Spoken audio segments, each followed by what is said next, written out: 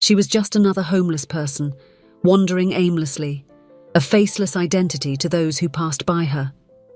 However, behind this seemingly invisible figure lay a surprising past. Everything was about to be revealed when, upon finding a millionaire's wallet, she came across a photo of herself inside. The mystery behind her story was finally beginning to surface. Hello, my friends. I am Linda, and this is Linda's Love Stories. I hope you enjoy this story.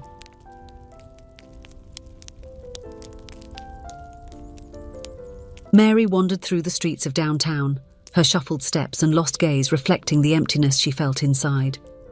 She didn't know how long she had been living like this, without a home and without memories. To the hurried passers-by, she was just another anonymous homeless person, someone to be avoided or ignored. But Mary wasn't her real name. It was just a nickname given by the local shopkeepers who would occasionally offer her some work in exchange for a meal. She herself couldn't remember what her name was before she got lost on the streets. Her daily routine consisted of wandering aimlessly, looking for odd jobs to get something to eat. Sometimes she would sweep the sidewalk in front of a store. Other times she would carry boxes for a small market. In the late afternoon, she would usually sit on a bench in the central square, watching people hurriedly pass by, returning to their homes and families. That night, Mary had gotten a job washing dishes in a busy restaurant. The smell of pasta and sauces made her stomach growl, but she was content with the leftovers offered to her at the end of the shift.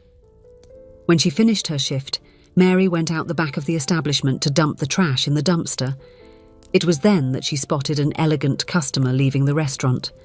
Something about that man in the impeccable suit and his confident stride stirred something within Mary. Suddenly, confused flashes invaded her mind. A luxurious ballroom.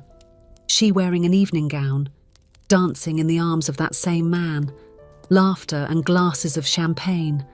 A ring on her finger. Mary shook her head, bewildered by those visions. Were they real memories or just delusions of her tired mind? Intrigued, she began to follow the man discreetly. She watched him approach a shiny luxury car parked near the restaurant's entrance. As she opened the car door, something fell from the man's pocket. Mary ran to see what it was, but the car had already sped off. Bending down, she picked up a fine leather wallet from the ground. With trembling hands, Mary opened the wallet. Her heart almost stopped when she saw a photo inside. It was of herself, but unrecognizable. Well-groomed hair, impeccable makeup, wearing jewelry and elegant clothes. The image made her head spin. Fragments of memories began to surface in her mind, like pieces of a puzzle. Suddenly she felt dizzy. Her legs gave way and she collapsed on the sidewalk. People gathered around her, concerned. Mary felt the world spinning and then, like a flash of clarity amid the chaos, a name came to her mind. "Isabel!" she shouted, standing up abruptly. "My name is Isabel!" Holding her purse tightly, Isabel began to run through the dark streets. She didn't know where she was going, but she felt her feet guiding her instinctively. She ran through alleys and avenues, her heart racing not only from the physical exertion but also from the thrill of finally reclaiming a piece of her identity. After what seemed like an eternity, Isabel stopped breathlessly in front of an imposing house. In the driveway, she recognized the same luxurious car she had seen moments before. How did she know this was where the man lived? What connection did she have with him? Thousands of questions swirled in her head, but Isabel knew she needed to discover the truth no matter the hour. With her heart pounding, she rang the doorbell. Moments later, the door opened. The man from the restaurant, now in more casual clothes, looked at her with wide eyes of surprise and emotion. "Isabel, my love," he exclaimed, pulling her into a tight embrace. "You've returned." Isabel stood rigid in the arms of the stranger who seemed to know her so well. Her name was real, but everything else was still a mystery. The man, noticing her hesitation, gently stepped back and led her inside the house. "It's me, David," he said in a choked voice.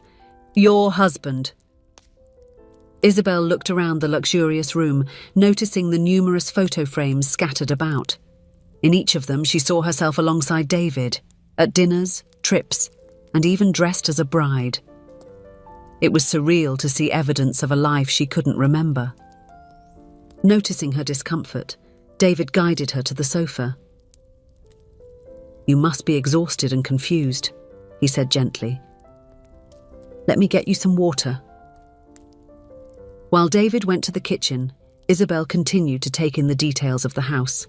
Everything there screamed wealth and sophistication, so far removed from the reality of the streets she had known in recent months.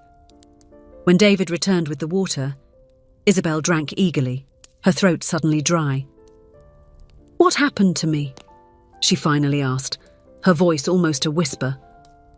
David sighed heavily, sitting down beside her. "It's a long story, my love. It all started about 6 months ago." He recounted how they were a happy couple, married for several years and finally expecting their first child. Isabel was radiant with the pregnancy, fully dedicated to the preparations for the baby's arrival. "You were 5 months pregnant," David continued, his voice choked with emotion. "That afternoon, you were painting a mural in the baby's room. I had left for a business meeting." Isabel listened intently, trying to connect that story to the woman in the photo, so different from who she was now. David went on, recounting how Isabel had fallen from the stairs while painting. A neighbour heard the noise and called an ambulance. At the hospital, despite the doctor's efforts, the baby did not survive the impact. "You were devastated," David said, tears in his eyes. "Guilt consumed you, even though everyone said it was an accident. They had to medicate you to calm you down." He recounted how Isabel had spiraled into depression after being discharged. She barely ate, couldn't sleep, and refused to talk about the incident. One day, she simply disappeared. "We searched everywhere," David concluded, "but it was as if you had vanished into thin air. I never lost hope of finding you." Isabel listened to everything with a mixture of shock and disbelief. That story seemed to belong to someone else, not her. Still, something in that narrative resonated deep within her being. Noticing her fatigue, David led her to the master bedroom. "Rest a little," he said affectionately. "We'll talk more tomorrow. I'll sleep in the guest room to give you some space." Alone in the vast room, Isabel shyly explored the closet full of fine clothes, the drawers full of jewellery, and the bathroom with expensive beauty products. She took a long shower, feeling the hot water wash away months of dirt and despair. She put on a soft pyjama and lay down on the king-size bed. Despite the comfort, sleep was slow to come. Her mind buzzed with the night's revelations, trying to reconcile the woman in the pictures with the person she had become on the streets. The next morning, Isabel woke up to the aroma of fresh coffee and the distant sound of someone humming. Following the sounds and smells, she went down the stairs to the spacious kitchen. David was there preparing a hearty breakfast. Eggs, bacon, pancakes, fresh fruits, a sight that made Isabel's stomach rumble audibly. He turned when he heard her enter, a warm smile on his face. "Good morning," he said gently. "I hope you managed to get some rest. I made your favourite things for breakfast." Isabel nodded shyly, still uncomfortable with the familiarity David displayed. As they ate in somewhat awkward silence, she couldn't help but notice the adoring look he gave her. After the meal, Isabel decided to explore the house further, hoping that something might trigger her memories. She climbed the stairs, passing through richly decorated rooms. At the end of the hallway, a closed door caught her attention. With her heart racing, she turned the doorknob. The scene that greeted her made her world stop. A still-wrapped crib occupied the centre of the room. Paint cans were scattered across the floor, brushes abandoned as if the work had been interrupted hastily. And on the wall, an unfinished mural showed the sketch of a serene landscape, a flowery meadow under a starlit sky. Suddenly, like a dam breaking, all the memories flooded Isabel's mind. The happiness upon discovering the pregnancy, the nights planning the future with David, the excitement of decorating the baby's room. And then, The fall, the searing pain, the despair in the hospital upon receiving the devastating news. A sob escaped her throat, followed by another and yet another. Soon, Isabel was on the floor, crying uncontrollably. This was how David found her, drawn by the sound of her weeping. "I'm sorry, David," she repeated between sobs. "I'm sorry for what I did to our baby." David knelt beside her, wrapping her in his arms. "Don't say that, my love," he murmured, kissing the top of her head. "It was a terrible accident. No one is to blame." For long minutes they stayed there, embraced on the floor of the room that was supposed to be their child's. Isabel's tears finally began to subside, leaving her exhausted but strangely relieved. It was as if a huge weight had been lifted from her shoulders. "I ran away," she said softly. "I couldn't bear the pain, the guilt. I thought you would be better off without me." David held her face in his hands, looking into her eyes. "We could never be better without you, Isabel. You are my life, my love. We will get through this together, one day at a time." In the days and weeks that followed, Isabel slowly began the healing and readjustment process. With David's unconditional support, she started therapy to deal with grief and depression. Gradually, she resumed her previous routine, reconnecting with friends and family she had not seen in so long. The baby's room remained untouched for a while, a silent reminder of what could have been. But eventually, on a sunny spring day, Isabel walked in with a shy smile on her lips. "I think it's time to finish the mural," she said to David. Together they spent the day painting, transforming the wall into a scene of pure magic and serenity. When they finished, they embraced in front of the artwork, tears in their eyes.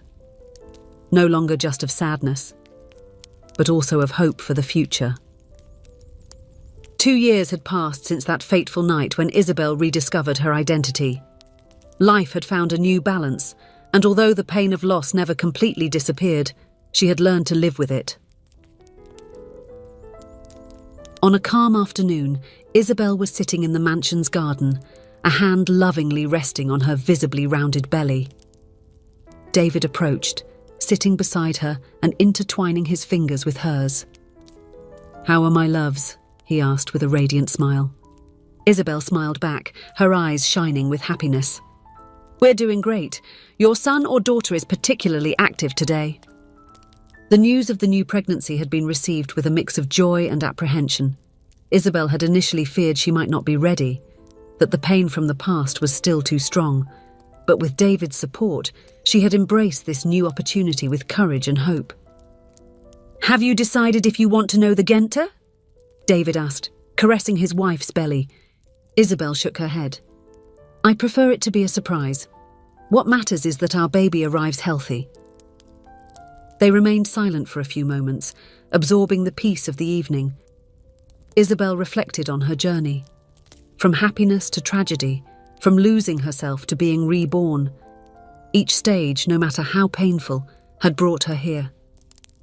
"You know," she said softly, "sometimes I think about that night we found each other again. How a simple chance changed everything." David kissed her forehead affectionately. "It wasn't chance, my love.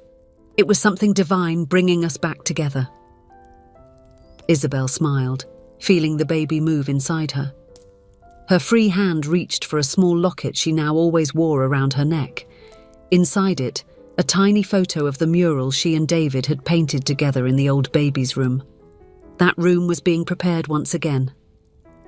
The mural remained, a silent tribute to the little brother who would watch over the new baby. "I am ready for this new chapter," Isabel said, her voice full of determination. "With you by my side, I know we can face anything." David embraced her tenderly, their hands joining over the belly that held their future. The sun set on the horizon, painting the sky with shades of pink and orange, a spectacle that seemed to celebrate the rebirth of that love and the promise of better days to come. Isabel closed her eyes, absorbing the moment. Her journey had been long and painful, but now she was home. not just in the luxurious mansion, but in David's arms and in the love they shared and that was blooming within her. If you enjoyed, please give it a like and subscribe to the channel. Leave a comment with a number from 1 to 5 to let us know how much you liked the story. Also, watch the video that is currently on your screen. See you soon.